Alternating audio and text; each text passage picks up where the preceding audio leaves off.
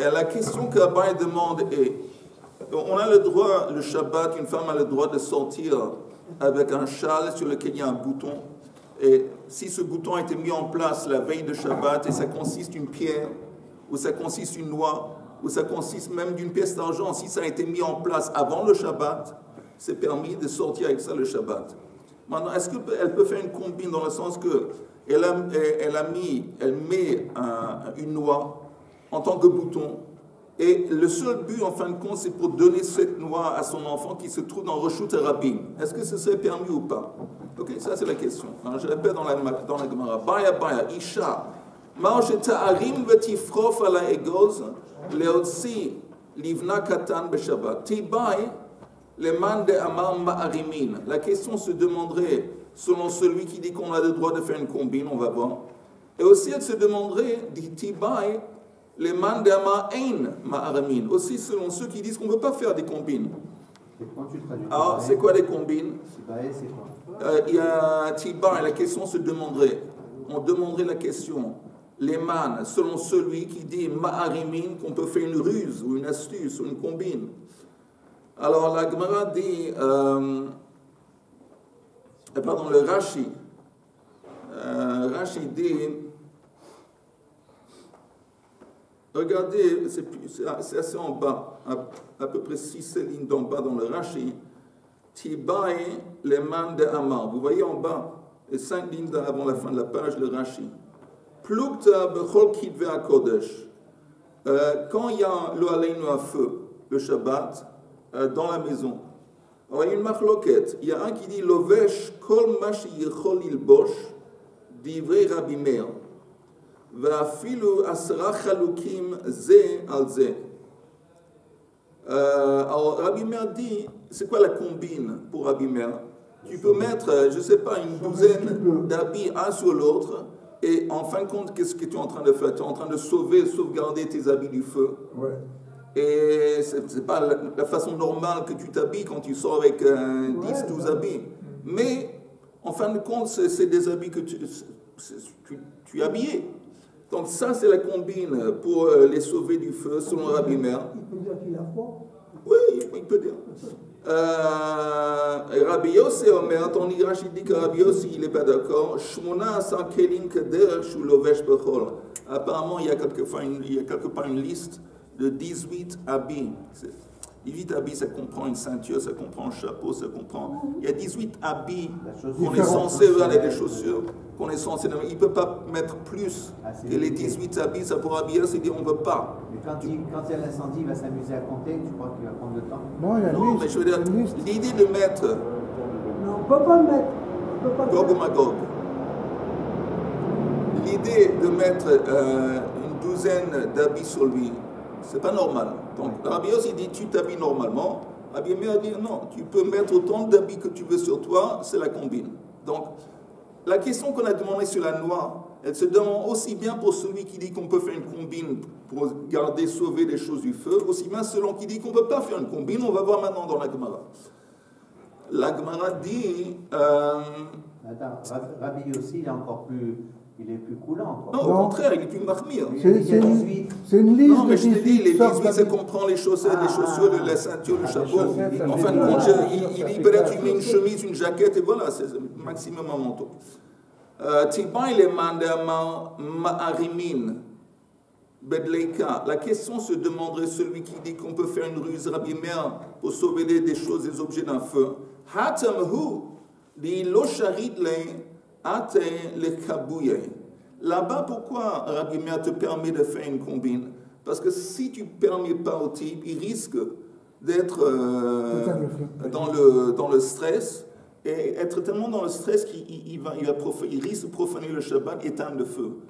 Donc, si tu ne lui permets pas un petit peu de sauver ses biens de cette façon, il risque d'être dans un état secondaire et de profaner le Shabbat. Et donc ça, c'est un tirous, mais ici, dans notre cas de la noix. Si tu ne vas pas lui permettre à cette femme, à cette mère de sortir la noix, il n'y a pas de risque de la profaner le Shabbat. Donc, celui qui dit le Shabbat, tu peux faire une combine, c'est pas évident qu'ici, il va accepter qu'elle peut faire la combine avec la noix, en tant que bouton. Odelma, ou peut-être, même selon Rabbi Yossi qui dit que dans un feu, tu ne peux pas faire une combine pour sauver les objets, parce qu'en fin de compte, qu'est-ce qu'il propose? Qu'est-ce que la combine propose? De porter. Porter, c'est quand tu prends des habits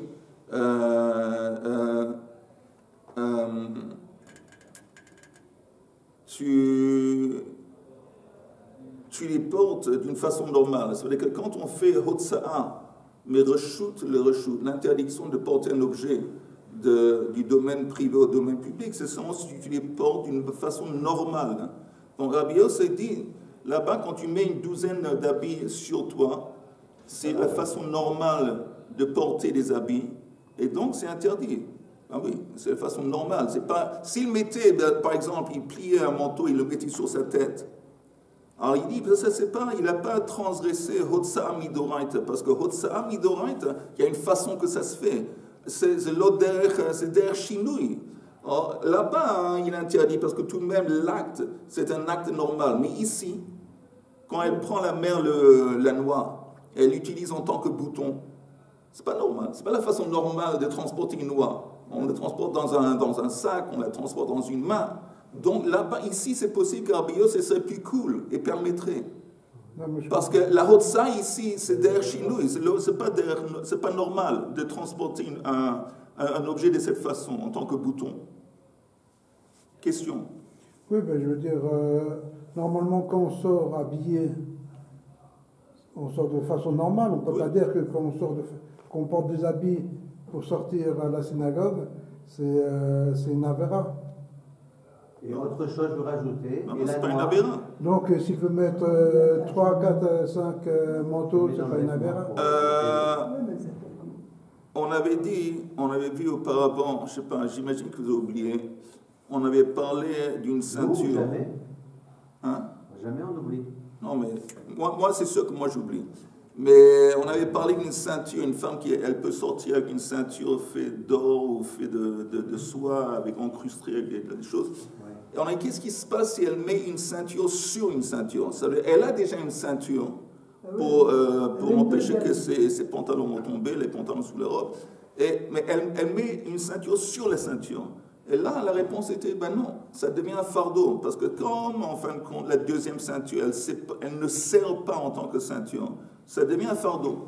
Dans ce cas-là, tous les vêtements, je veux dire, il y a plein de vêtements qu'on met sur soi et qui ne sont pas indispensables. Non, je parle pas d'indispensable. Je parle de normal. C'est pas normal de mettre une ceinture sur une ceinture. Le but d'une ceinture... Une femme, je veux dire... Non, même une femme. Même une femme très coquette. Une ceinture, ça sert pour empêcher que le truc va tomber. Tu mets encore une ceinture, ça ne sert à rien. Bon, automatiquement, c'est un fardeau. La même chose ici, tu mets 18 manteaux. Alors, je veux bien que de mettre 1 ou 2 manteaux, c'est, disons, mais à partir de 1 ou 2 manteaux, ça ne devient pas normal. Alors, si ce n'est pas normal, ça devient un fardeau. Alors, justement, Rabbi Yossi, son argument, c'est que c'est normal. Non, je veux préciser. Rabbi Yossi dit que quand tu portes des habits, tu mets comme la proposition de Rabbi Meir de porter autant d'habits que tu veux, tu les mets sur toi, Il est en fin de compte, tu es en train de porter un habit. C'est vrai que personne ne sort avec tellement d'habits, mais c'est tout de même la façon normale de porter un habit. Oui, très bien. De faire Hotsa'a. Pour que Hotsa'a soit considéré comme une profanation, c'est-à-dire que tu portes un objet et tu le transportes du domaine public au domaine privé ou vice-versa, de la façon normale. Donc, je te dis encore une fois, s'il avait plié un manteau, il l'avait placé sur sa tête, c'est pas Hotsa'a, parce que c'est pas normal, c'est pas une façon normale de... Mais ici, c'est vrai que c'est pas tout à fait naturel de porter 5, 10 manteaux sur lui, mais ça reste tout de même normal de porter l'habit de la façon qu'il a mis. Donc, je vais dire quelque chose. Oui, attends, René. Et pourtant, quand je vais chez à Paris... Attends, il y a Chaim qui vous spère. Chaim. Je t'ai demandé 2 fois et tu me dis... Attends, tu sais quoi? Vas-y, Chaim, vas-y. Par rapport à la noix, tu oui. dis que quand on la sort, Oui. quand on la sort, On l'utilise en tant que bouton. On l'utilise en tant que bouton. Oui. Maintenant, ça dépend de la marche Shabbat. Quelle importance la marche Shabbat? Que ce soit pour apporter à l'enfant une noix et pouvoir le sortir avec éther. C'est-à-dire, je l'utilise puisque ça me tient maintenant mon foulard, peu importe. Et quand j'arrive à l'enfant, je lui donne. Que ça soit fait avec kavana ou bli kavana, je vois que le gosse il a faim, et puis je dis, ah mais j'ai une noix, tiens, je vais lui donner. C'était bli kavana, mazé méchané. Bonne question. Alors, la raison pour laquelle, quand elle sort avec une noix qui sert de bouton, c'est permis. Parce que la noix, elle est désignée, elle devient désignée ou considérée comme un habit, un accessoire à un habit. Et donc ça devient tarshit, et donc c'est permis. Mais si dans sa tête, attends une seconde, attends. Mais si dans sa tête, c'était non, je n'ai pas vraiment besoin de la noix du tout en tant qu'habit. C'est simplement dans le but de donner cette noix à mon enfant quand je suis dehors. Alors là, ça devient compliqué. Là, ça devient une combine. C'est plus conseillé comme un accessoire, un habit, un tarshit. Ça devient, c'est pas évident. Ça, c'est la question. Ça, c'est la question. Ah, oui. Et pourtant, quand je suis à Paris, je vais chez ma fille, et alors elle me donne... Tu es ta fille? Elle me donne un genre de ceinture élastique pour attacher la clé. Les clés, ouais. Moi, j'ai ma ceinture, mais là, elle ajoute une autre ceinture pour mettre la clé. Tous les Français, ils font comme ça. Et tout le monde fait comme ça. Alors, qu'est-ce qui se passe? Encore une fois, si tout le monde fait comme ça devient un comportement normal, acceptable. Et donc, c'est considéré comme un habit. Ah. Et alors, si c'est comme ça, maintenant, il parle de la loi. Mais tu entends, juste pour ajouter, mais personne ne met 10 manteaux. Personne ne met 10 manteaux, personne ne met 5-6 chemises. Personne. Mais maintenant, pour la loi. Parce qu'il y a des fois une loi qui est pourrie. René. Non, mais là, je veux savoir. Sois miséricordieux. Et si la loi est pourrie, alors... Sois gentil. Alors, quelle est la suite des événements? Je vais longuement réfléchir à ça ce soir et demain, Bina va m'en parler. Demain, moi, je ne viens pas. Ok, on continue. Alors la Gemara dit, donc c'est une question qui se demande pour les deux. Alors la Gemara dit, la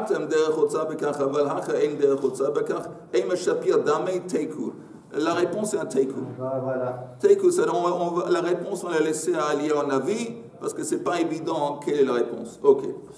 D'ailleurs, oui. Le teiku, c'est que Eli Ouanavi qui va donner la réponse, c'est pas le Melech HaMashiach. C'est pas? C'est pas le Melech HaMashiach qui va donner Tu sais, la réponse. Melech HaMashiach, il a d'autres choses à faire. Quoi, par exemple? C'est Eli Ouanavi. Par exemple, Milchem et Gog ou Magog, construire le temple, enseigner les nations, je ne sais Ça pas. a déjà construit avant. Ok, Mishnah. Arabe. Oui. Mishnah. Je connais un arabe, il met son mouchoir dans sa manche, le Shabbat. Faut pas oublier quoi.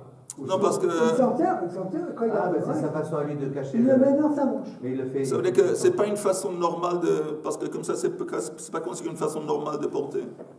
C'est ça l'idée? Non, au lieu de le mettre dans sa poche, il le met. Non, c'est un arabe apparemment où l'os sommaire, il ne se base pas sur le hérouv.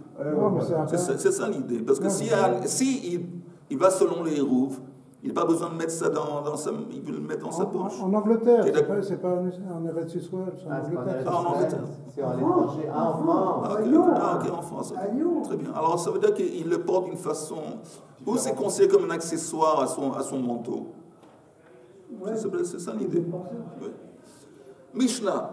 Hakitea yotse bekav shelo divrei Rabbi Meir. Kitea lo aleinu, c'est quelqu'un qu'une de ses jambes a été coupée. Ok. Et il a maintenant, comme on a dit, un morceau de bois qu'on a attaché à sa jambe, disons jusqu'à son genou, et qui lui sert une prothèse. Une prothèse, qui lui sert de prothèse. Comment on appelle ça? Quelqu'un qui est amputé. Un amputé, un type amputé. Alors, un kitéa, il a le droit, le Shabbat, de sortir. Yotse bekav shelo divrei Rabbi Meir, selon Rabbi Meir. Tandis que Rabbi Yossei Osser, il interdit.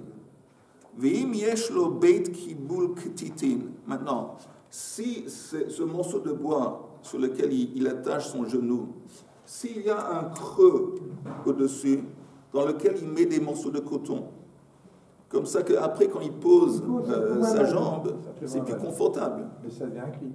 Ah, ça, justement, il a fait. Ça devient un cli à cause du fait que ça devient un récipient pour les morceaux de coton. Et s'il a préparé avant? Non, on va voir. Qu'est-ce qu'elle va chercher? Ve'im yeshlo beit kibul, si il y a un récipient en haut pour les ktitin, les morceaux de coton, tamé. Tamé, ça veut dire que c'est considéré comme un cli. Et donc, ça peut recevoir la touma. Regardez juste le Rashi qui dit tamé. Troisième ligne d'en haut. Tamé, mekabel tumat maga. Ça veut dire que s'il y a la touma qui rentre en contact avec, ça devient tamé. Avalim einlo ela beit kibul rosh shoko. Mais si, Rashi s'adresse au fait, pourquoi on a besoin de parler du fait que s'il y a un récipient, il y a un creux pour recevoir le coton? Pourquoi ça ne serait pas suffisant de dire que c'est un récipient pour sa jambe? Rashi dit, ela beit kibul rosh, pardon. Im einlo ela beit kibul rosh shoko. Mais si seulement ça va servir pour recevoir l'extrémité de sa jambe qui a été coupée, veino menir sham titin, et il ne met pas des morceaux de coton dedans, lav beit kibul le touma. C'est pas considéré comme un récipient vis-à-vis de la touma. C'est pas qualifié comme un kli. Vehavele kepshutei kliet. C'est considéré comme un morceau de bois sans creux. De sac. Et nous, on a besoin que quelque chose est comparable à un sac. Chez Kibul Shelo Asui le Taltel al Yado, Machenotnim le Toho. Un sac, c'est quelque chose qu'on transporte. Et c'est quelque chose dans lequel on met des objets, on le transporte. Et donc, un kli, ça doit être comparable de ce point de vue à un sac. C'est un truc qui a un récipient qu'on transporte. Aval shoko et non mitaltel al gabe kli. La jambe, la moitié de la jambe. La cuisse. Oui, le genou, quoi que ce soit, il n'est pas transporté à cause du morceau de bois. Il est transporté à cause du reste du corps. C'est le corps qui le transporte, c'est pas ça. Mais ce bois-là, il fait partie de son corps. Non, c'est pas encore une fois. C'est pas. Rashi nous dit que c'est pas un truc qui est transporté par le bois. Il est transporté par le fait qu'il bouge. C'est vrai qu'il s'appuie dessus, mais c'est pas quelque chose qui transporte le corps. C'est pas quelque chose qui transporte la vie. Il se repose dessus. Je viens de dire. Oui. En dépit du fait qu'il s'appuie dessus, Oui. tu peux pas dire que la jambe est transportée par le morceau de bois. C'est comme un bébé, si tu peux le porter, alors s'il peut marcher, tu peux le porter. S'il ne peut pas marcher. Mais je ne comprends pas la marloquette entre Rabbi Meir et Rabbi Yossi, parce qu'ils ne parlent pas de la même chose. Il y en a un qui parle de Shabbat et l'autre qui parle de Touma. Non. Le début de la Mishnah, c'était Rabbi Meir permet de sortir avec un câble en haut, et après c'est écrit Rabbi Yossi Osser. Osser, parce que Rashi dit pourquoi Osser? Parce que pour Rabbi Yossi, ce n'est pas considéré le morceau de bois comme un tarshit. Ce n'est pas considéré comme un tarshit. On va voir, on continue. Smuchot shelo tmein midras. Et pourtant, c'est pour la marathaï aussi. Quand tu vois quelqu'un qui se déplace, tu vois marcher sur un morceau, qui lui manque un morceau, ça gêne. Non? Je sais pas. Il n'y a pas d'issue de... La Mishnah dit Smuchot shelo tmein midras. C'est quoi smuchot? C'est, regardez le Rashi. Smuchot shelo. Smuchot shel kitea, yesh kitea beshtei raglav. Ça existe, hélas, des gens qui sont amputés des deux jambes. Qu'est-ce qu'ils font à l'époque? Ils mettaient comme des morceaux de cuir à l'extrémité de leurs jambes. Rashi dit yesh kitea beshtei raglav. Donc il se promenait en quelque sorte, il se traînait par terre. Alors pour faire en sorte que ces gens ne vont pas être usés par le contact ou ne vont pas être blessés par le contact, il y avait comme une espèce de couverture de cuir qui l'attachait à l'extrémité de ces jambes, ça s'appelle smuchot. Rashi dit ve'oseh smuchot shel or le shokav. Prochain Rashi tmein midras. Im zavhu deha lesmichat gufo avid ou midras azav ose avatuma. On avait dit, pour un zav, en parenthèse, c'est quoi atumat midras? C'est un truc exceptionnel. On avait dit que normalement la touma, quand elle se propage, elle se dilue en se propageant. Mais ici, le zav, quand il s'assoit, ça s'appelle tumat midras. Quand il y a un siège, un lit, un truc sur lequel il pose son corps, la chose va recevoir le même niveau de touma que le zav, au lieu de se donner un niveau inférieur. Donc le zav, il est avatuma. Normalement, avatuma, qui rentre, il est capable avatuma de rendre impur Adam vekelim, une personne et des ustensiles, normalement. Mais ici, tumat midras, un zav, quand il s'assoit sur une chaise, quand il s'allonge sur un lit, le siège, le divan, ça devient aussi avatuma. Compris? Mais de toute façon, alors, ces morceaux de cuir qu'il a mis, comme le corps entier est posé dessus, quand il se... Alors, ça se considère comme un tumat midras. Si le type c'est un zav, ça aussi c'est abatuma. Déjà, c'est amputer les deux jambes. Les deux jambes. Ça m'emporte, c'est amputer les deux jambes. Non, mais... Et en plus, le pauvre, il a des jambes, ensuite il est zav, etc. Mais yotzin behen beshabbat, il a le droit de sortir avec. Pourquoi il a le droit? Parce que c'est considéré comme ses chaussures. La même chose, de la façon que nous, on a le droit de sortir les chaussures pour lui, ces morceaux de cuir, c'est considéré comme les chaussures vis-à-vis de lui. Il n'a pas le droit de sortir. Mais en attendant, venir nassin behen ba'azara. C'est bizarre. Parce que c'est écrit qu'il peut rentrer dans la cour du temple avec. C'est une contradiction parce que nous, on sait que pour entrer dans la cour du temple, il faut enlever les chaussures. Alors, si tu me dis qu'il a le droit de sortir avec, alors pourquoi? Rachid dit... Parce qu'il ne peut pas aller sans. Rachid dit, Yotzin behen beshabbat, de tarshit d'ideihu. C'est pas considéré comme une chaussure, c'est considéré comme un bijou. Mais un bijou, c'est le mauvais mot. Un tarshit, si quelqu'un a besoin d'un truc qui va l'aider au niveau médical, alors c'est considéré comme un tarshit. Par exemple, un type qui a un collier. Dans le collier, disons, il y a une espèce de drogue, il y a une plante qu'il a besoin de respirer cette plante pour, je sais pas quoi, pour lui guérir. Ce truc, c'est simplement des plantes, c'est pas un bijou, mais c'est considéré comme un tarshit vis-à-vis du type qui le porte. Parce que des lunettes. C'est un accessoire, oui, c'est comme des lunettes. C'est comme des lunettes. C'est un accessoire nécessaire. Ici aussi, comme c'est un accessoire nécessaire, ça rentre dans la catégorie de tarshit. Mais ce n'est pas considéré comme des chaussures. Et la preuve, il peut entrer dans le temple avec. Si c'était considéré comme des chaussures, il ne pouvait pas entrer dedans. Okay? On retourne à la Mishnah. Maintenant, smuchot shelo. Qui sait le smuchot shelo? Maintenant, on a un autre cas de figure. Il y a un siège. Alors, c'est quoi l'idée du siège? C'est qu'il y a des gens qui avaient... ils bougeaient, ils avaient deux morceaux de bois, ils tenaient deux morceaux de bois dans leurs mains. Ils étaient dans une petite... Comment on dit? Une charrette? Une petite charrette. Une charrette? Un petit chariot. Oui. Et avec les choses, il bougeait un petit peu. Le chariot était attaché à son corps. Donc quand lui, il bougeait, il se levait. Et il arrivait à bouger, et puis automatiquement, il y a une ficelle ou quelque chose qui fait entendre le charrette. Le suivait. Maintenant, la charrette, ce n'est pas considéré comme une chaussure. On va voir. Regardons le Rashi. Non, mais il était sur la charrette, non? Oui, il était sur la charrette. Parce que c'est que le gars qui est... Regardez le Rashi. Le titre du Rashi, c'est qui c'est? Yesh kiter. Il y a des amputés chez Yavshu vekivsu gidei shokav, dont l'extrémité de leurs jambes est devenue sèche et il ne peut pas mettre du poids sur ça et bouger. Vafilu al-arkukotav, et il ne peut même pas se transporter sur ses genoux. Il ne peut pas. Alors qu'est-ce qu'il fait? Ve'osin comme dans le Rashi. Attends, Chaim, regarde le Rashi. Oui, atrophié. Qu'est-ce qui se passe? Non, tu as dit qu'il ne peut pas marcher. Oui, il ne peut pas parce que l'extrémité de ses pieds est atrophiée.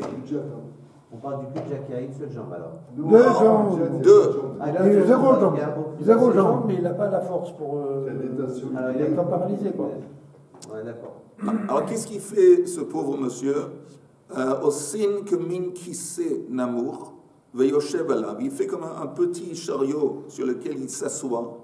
Ou kshehu me'alech nismach al yadav besafsalim ktanim. Bon, il a deux planches, une pour chaque main, deux espèces de planches, quand il tient dans les mains, et il se soulève pour se déplacer. Rachid dit, Ve'oker gufo mina aretz, ve'nitraf lefanav, et il fait en sorte qu'il bouge devant. Ve'chozer ve'nach alachorav, ve'akise kashur lo machorav. Il y a apparemment ce siège, il est attaché à son corps, à l'anche, avec je ne sais pas quoi. Quand il bouge, le siège continue et le voilà. Bon. Alors. Et là, c'est quoi? Tout le kéta, c'est de quoi? La pointa, c'est de dire qu'il ne peut pas utiliser ce siège? Non, regarde, on va voir la Mishnah. On va voir la Mishnah. Alors, encore une fois, qui sait le smuchot shelo, tsemein midras, aussi, ce siège, c'est tumat midras, dans le sens que il pose son corps entier dessus. Ve'ein yotzin ben b'shabbat, mais il ne peut pas sortir avec le Shabbat. Pourquoi pas? Pourquoi pas? Regardez le Rashi. Ve'ein yotzin ben b'shabbat. Oui, vous voyez le Rashi un peu plus en bas. Ve'ein yotzin ben b'shabbat, raboteinu omrim, mipnei she'inam schichim lo kol kach. Il dit, bon, il y a mes maîtres, Rachid dit, mes maîtres expliquent qu'il n'a pas vraiment besoin de ce siège. Mais Rachid dit, je ne suis pas tout à fait d'accord. Mais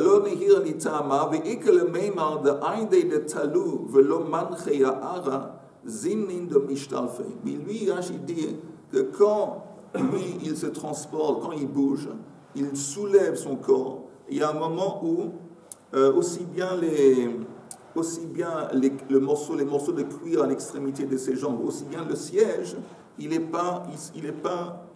suspendu dans l'air. Comme il est suspendu dans l'air, ça s'appelle pas, c'est pas vraiment, on a peur que ça tombe, peut-être on a peur que ça va se disconnecter, et donc il ne peut pas sortir avec. Il ne peut pas non plus entrer dans le temple avec, parce que ce siège, c'est comme un substitute pour ses chaussures.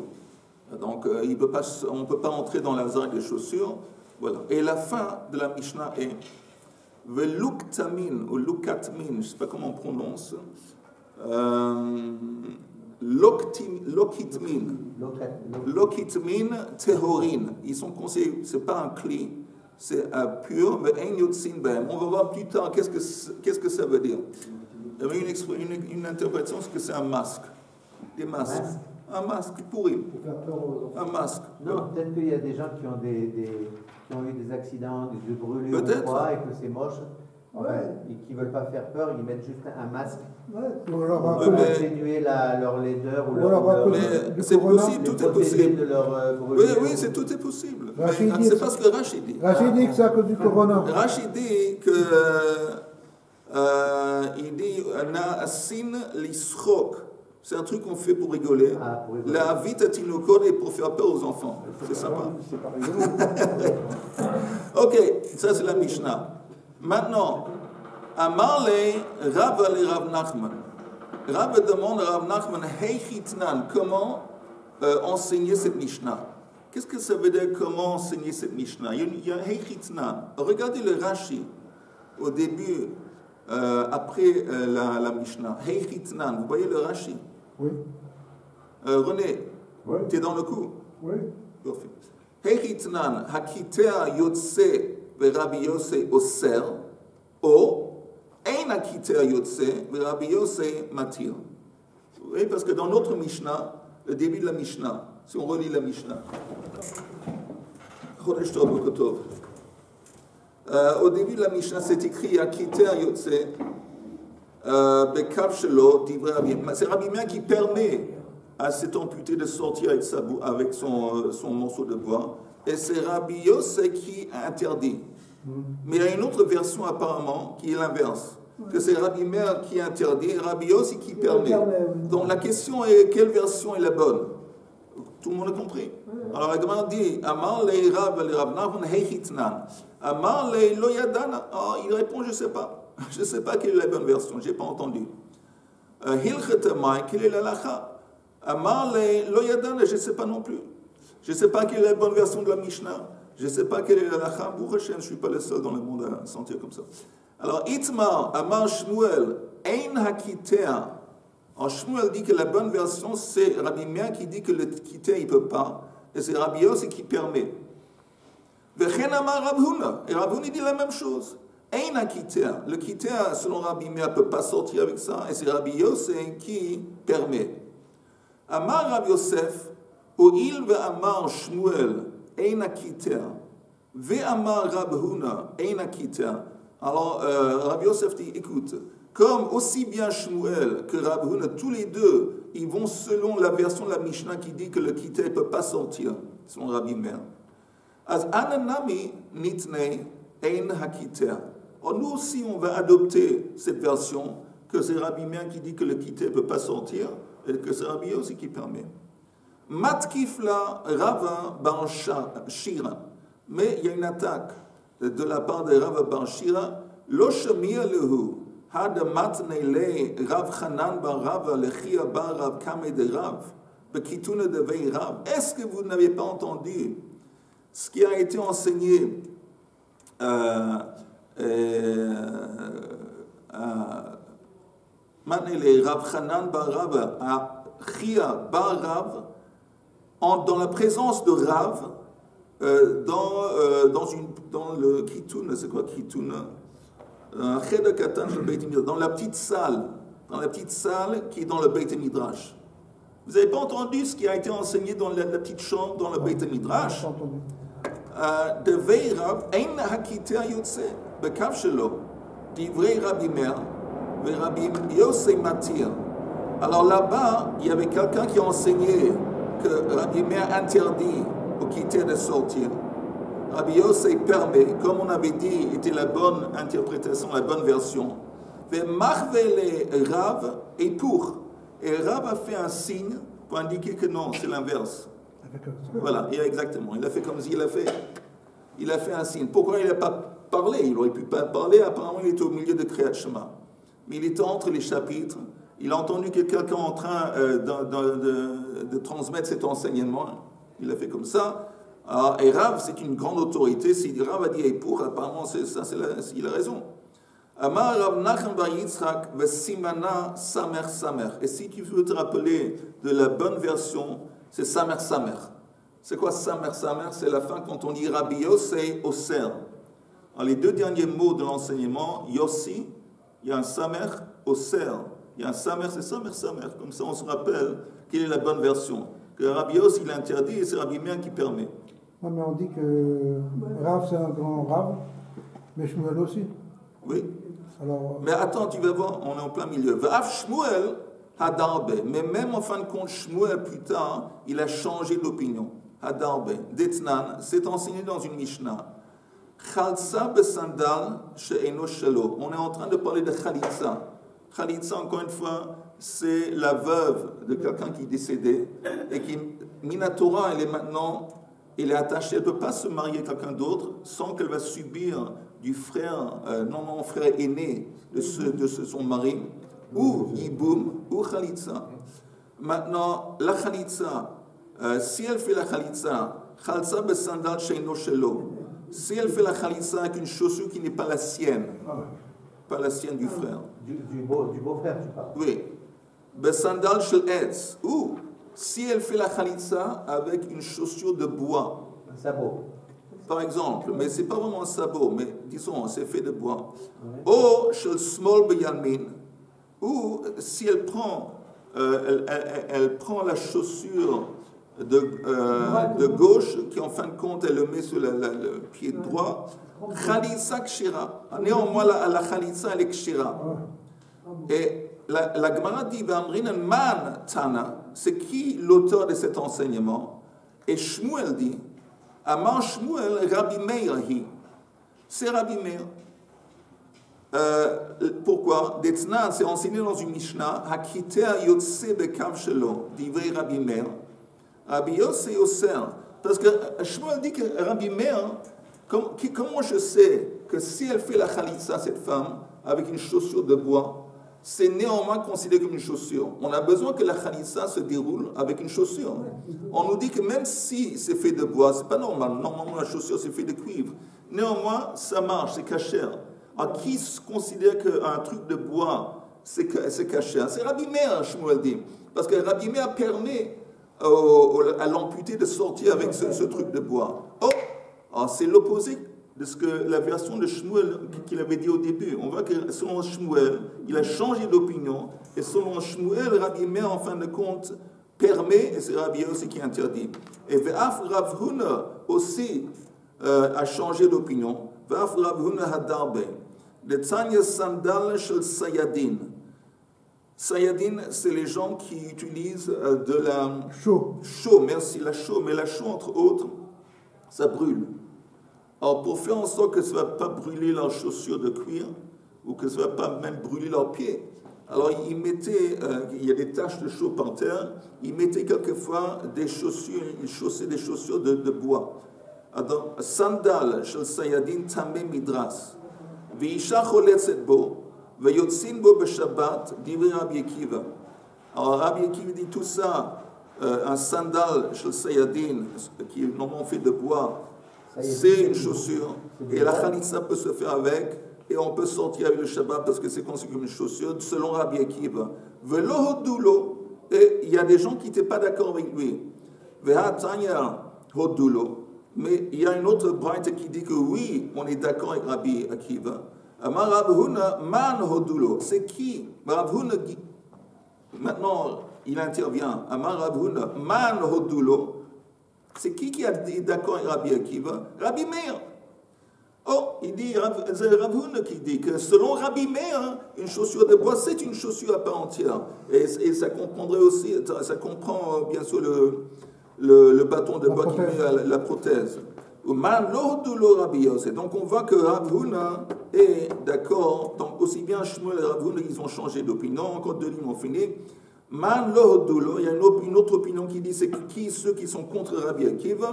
Rabbi Yochanan ben Nuri, d'Etznan, kaveret shel kash veshfoferet shel kanim. On a une espèce de tapis qui fait de paille. Ou shfoferet shel kanim aussi, un morceau qui fait de bois. Rabbi Akiva metameh. Rabbi Akiva dit que c'est considéré comme un clim, et donc ça reçoit la touma. Rabbi Yochanan ben Nuri metaher. Il dit que non. Si c'est fait de ça, c'est pas considéré comme un ustensile, et ça ne reçoit pas la touma, et donc il est contre Rabbi Akiva. Amar sandal shel sayadin tameh midras. Halav lehilucha avdei. Tu me dis que la chaussure que chaussent les gens qui travaillent la chaux, qui fait de bois, c'est considéré comme une chaussure, mais c'est pas pratique, c'est pas un sabot. C'est pas un truc comme un sabot, parce qu'un sabot, on peut marcher avec, surtout en Hollande. Mais ici, c'est un morceau de bois qu'on utilise. C'est pas vraiment une chaussure. Alors, comment veux-tu considérer ça comme une chaussure? C'est pas pratique, on ne peut pas marcher avec. Marav Acha, Barav Ula, Sheken Asayad Metzayel Bo Ad Shemagia Le Beito. Parce que ce type qui travaille le chaux, tout de même, il va rentrer chez lui en chaussant ses chaussures. Le petit trajet qui lui attend pour entrer à la maison, il va les porter. Et donc c'est suffisant pour qu'on puisse considérer ces chaussures en tant que chaussures. Messieurs, Chodesh Tov, Besorot Tovot, mieux vaut tard que jamais.